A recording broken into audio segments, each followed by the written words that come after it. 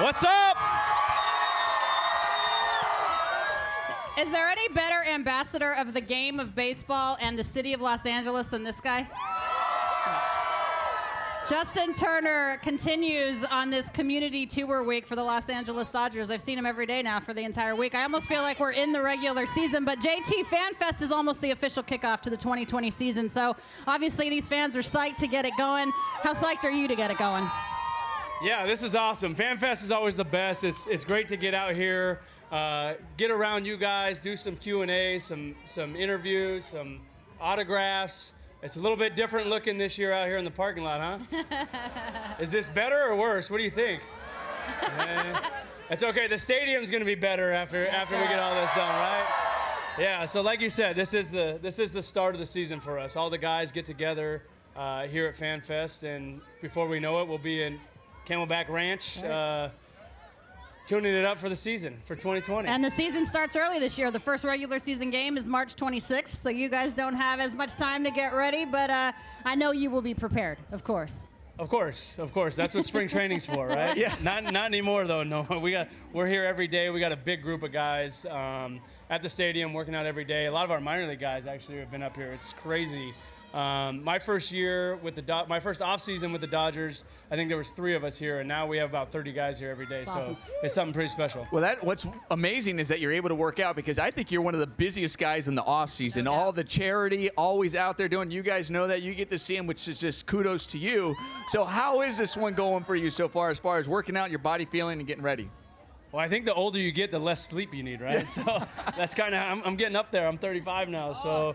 Man, one foot in the ground. Yeah. I'd kill to be 35 right now. I'd kill to be 35. No, but everything's good. We have an unbelievable training staff and our strength coaches. They got us on a great program, and they're flying around checking in on all the guys. I know everyone's fired up for this year. Everyone's hungry and anxious to get back at it and finish this thing off this year. You grew up in this area. Great hat, isn't it? Incredible hat. JT always has the best hats, but what's it like? I mean, we've talked about this a couple of times, but for the fans, you grew up one of them. You grew up a lifelong Dodger fan. You always wanted to wear the Dodger blue, but now to live it. What's that feeling like? Yeah, it's pretty special. It's been great to be able to come back home and be lucky enough to spend my last 6 seasons here, and I live here in the off season, and I've said it all along. You guys are the best fans in baseball,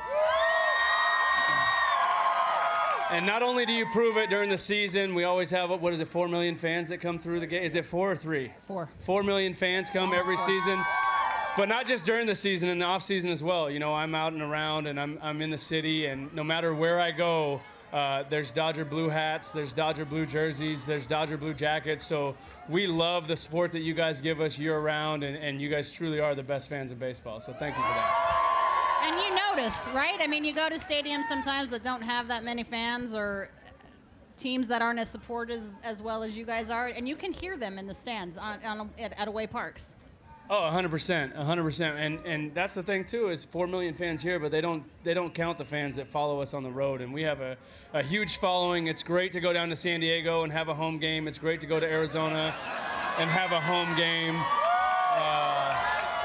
We even started taking over, what is it called now? Oracle Park? Yeah, those guys stopped coming now. So we're taking over that park as well. It's been awesome. Colorado's the same way. No offense, I know you're a Denver girl, but none taken. I'm a Dodger fan. We take over Colorado too, so it's pretty special.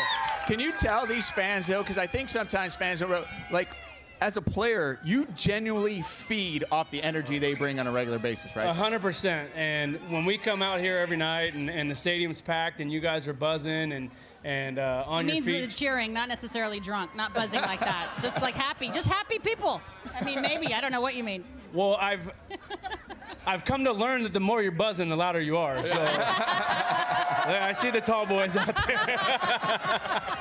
But no, it's great. We feed off your energy, and the louder you guys are, the more excited and the more adrenaline we have, and it really does heighten our performance. So we wouldn't be as good as we are without you guys. You know, walk up to the plate, JT. We all know, we talk about players being clutch in other sports, in football and basketball. But I think this guy to my right is probably the most clutch player in the game of baseball. And it's amazing, especially at home. you could see that pitcher on the mound with the energy of his fans, and you step in that batter's box. I don't care if it's in the 9th inning of a playoff game or 9th inning, and we need that hit in game 112. You feel very comfortable, and the opposition feels comfortable. Is it because, not just because of your talent, is it because also the energy this crowd gives you? Yeah, I mean, you try to imagine standing on Dodger Stadium holding the baseball and having to face Cody Bellinger, and there's 50,000 people on their feet screaming and cheering for him to hit a homer. That's pretty nerve-wracking. So, or face Justin Turner. Yeah. Same feeling. They don't want to face you. Ask John Lackey about that. John Lackey knows. In the box, in a clutch situation, than Justin Turner or David Freese. Yeah. I'm not going to talk about myself. So, I'll talk about you. It's okay. But yeah, as much as we feed off it and it helps us and it creates adrenaline for us, it also is detrimental for the opposing teams that are standing out there trying to get, the best hitters in the league out on the Dodgers. So you guys are a big part of it, and we love you guys. We appreciate it, and yeah, love you guys.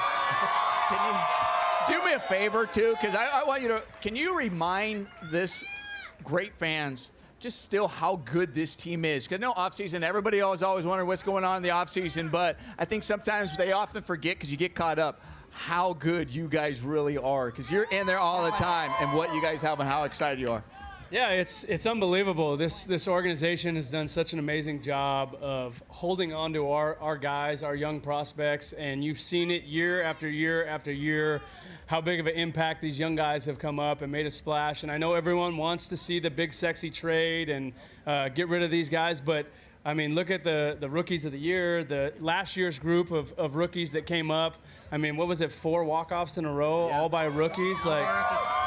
We don't want to trade these guys away. They're in our organization for a reason. Our scouting department and our minor league staff develop these players unbelievably, and they're ready to make an immediate impact every time they come up, and that isn't always the case in baseball. So you got to give your hats off to our organization and everything they do. And there's a reason why these rookies, guys, when they come up, they feel comfortable because they have leaders like Justin Turner, Clayton Kershaw, Kenley Jansen, allow them to be themselves and allow them to perform. So credit to you guys, too.